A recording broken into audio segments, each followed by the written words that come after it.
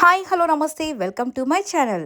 So Tanuja గారి birthday సందర్భంగా నిజంగానే ఆమె బర్త్డే సెలబ్రేషన్స్ చాలామంది చాలా విధాలుగా చేసుకున్నారు. వావ్, ఇదంతా చాలా బాగుంది.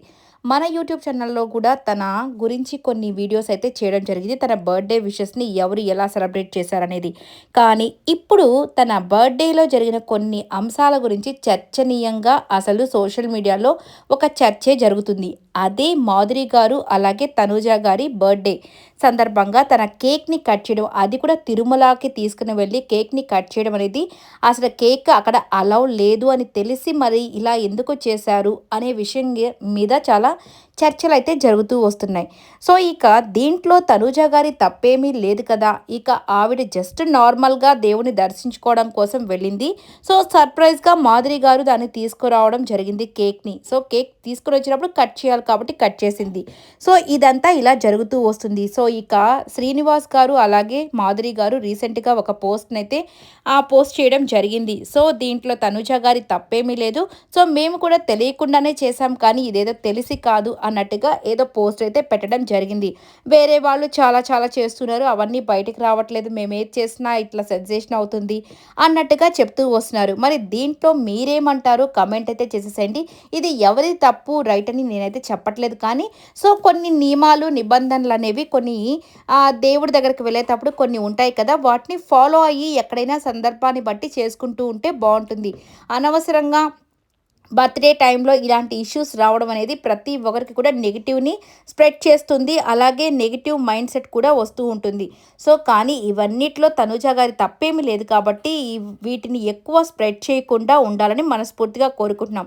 అలాగే కళ్యాణ్ కూడా తన ఇన్స్టాగ్రామ్లో తను ఒక పోస్ట్ని అయితే పోస్ట్ చేయడం జరిగింది. అది ఇప్పుడు చాలా సెన్సేషన్గా మారింది.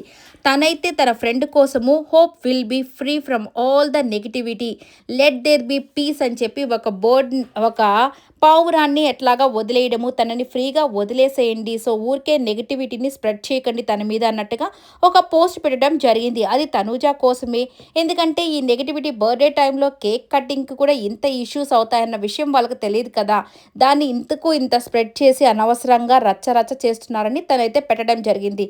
మరి మీరేమంటారు, నిజంగానే ఈ ఇష్యూలో తనూజ గారు కానీ మాధురి గారిది కానీ నిజంగానే తప్పుందా లేదంటే లేదా అని మీరైతే కామెంట్ అయితే చేసేయండి.